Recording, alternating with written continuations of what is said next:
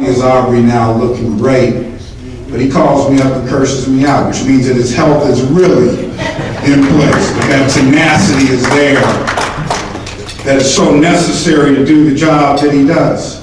Because, and I don't just mean this from people say when I speak, you know, they want to pass around the basket and take a collection because I have a tendency to start preaching, but if you look at the disparity that exists today in this state, in this country, if you look at the conditions that we are facing economically in good times and bad, in terms of the African American business community, the African American community, the greater diaspora, the African American Chamber of Commerce, not only on the state level, but particularly on the local level, plays such an important role in the economic health and vitality of our nation. It is the national agenda, because we're talking about the businesses that were founded and run from the community that has historically served in every war in this nation's history. They gave 254 years of enslavement in the form of chattel slavery, and drove not only the nation but the world to a state of moral consciousness about the conditions of the underserved. And I do believe that rather it is healthcare, rather it is education, rather it is economic development, you, the Chamber, you, Aubrey, carry the weight of this state, the 6th to 9th largest economy in the world, the nation state. You carry the weight because until, I heard Reverend Jesse Jackson speak Saturday night. I was at the 100 Black Men of the Greater Bay Area Gala, and he went down all of the debates that occurred between President Obama and Governor Romney, and not once did poverty come up. Even as we're looking at the fiscal cliff, we're talking about the middle class, but when I see this great infrastructure transformation that is coming to this state and to the state of Nevada, what goes in my mind, the thoughts that I have is how Dr. Gaines and Aubrey Stone will help lift those from poverty who will have an opportunity by way of the transformative effects of laying infrastructure in this state and in this nation. Most of our families came here following infrastructure development. If you look at my biography, it starts with saying, I support infrastructure development, but you cannot have an equitable distribution of that infrastructure development without the Aubrey Stones of the world who hit the beachhead and have the difficult task of making certain that a community that is historically and disproportionately shut out of the economic opportunities of this nation has their share at the table. A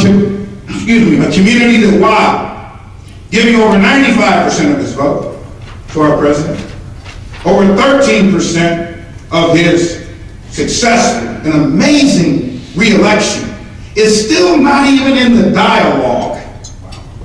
Think about it. Think about it. We were just erased out of the dialogue of the future of both parties. And this man has to function. He has to drive that ball downfield. He has to be the RG3 on good days and bad days to make certain that we are at the table. So I'm saying all this to say, Aubrey, thank you. And I hope this room joins me in giving him a round of applause for the amazing work that he does.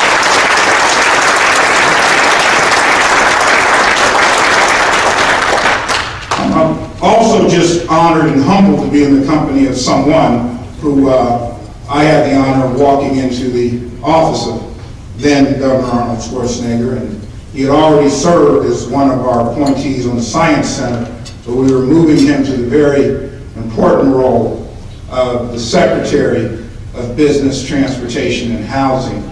second African American to serve that post after Tom Sales, but more important, a man who transformed that agency into an extraordinarily efficient and effective driver of our state's so many areas that business, transportation, and housing touches. If it traded on the New York Stock Exchange, it would be a Fortune 100, probably within the top 25, to be honest. But that's my dear friend and fellow alumni, Dale Bonner, Secretary Bonner. It's good to see you.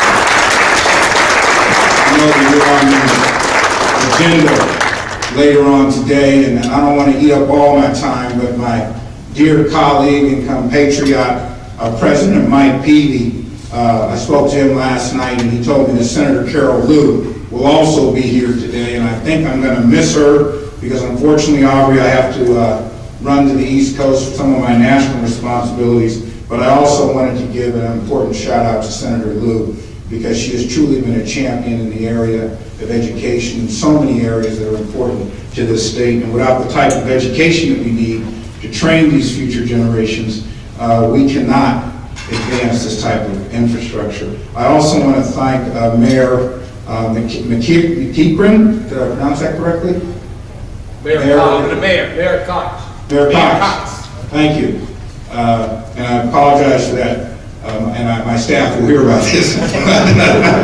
Mayor Cox, thank you, and congratulations. As Aubrey said, I'm one of 5 commissioners of the California Public Utilities Commission, and we serve the public interest by regulating the area of electricity, natural gas, telecommunications, water, and rail, as well as passenger transportation companies. In fact, the commission was founded in 1911 as the Railroad Commission. It became the Public Utilities Commission in 1946 and expanded its regulatory reach. The reason why it was founded as the Railroad Commission by Hiram Johnson because of the amazing impact and control that the railroads had over the state of California.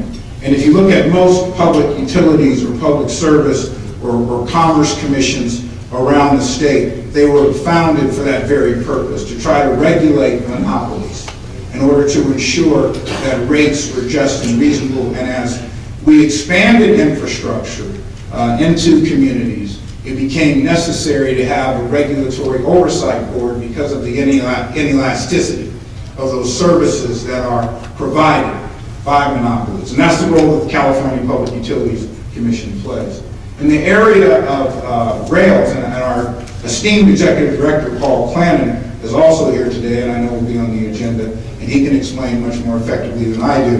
But we regulate the rail safety function, and particularly the grade crossings, which have to be approved by the Commission, as well as the enforcing the federal regulations and state regulations in the area of rail safety. So the CPUC plays a vital and critical, and I would even say pivotal role in any rail project in this state. Now, you're here for a very obvious reason.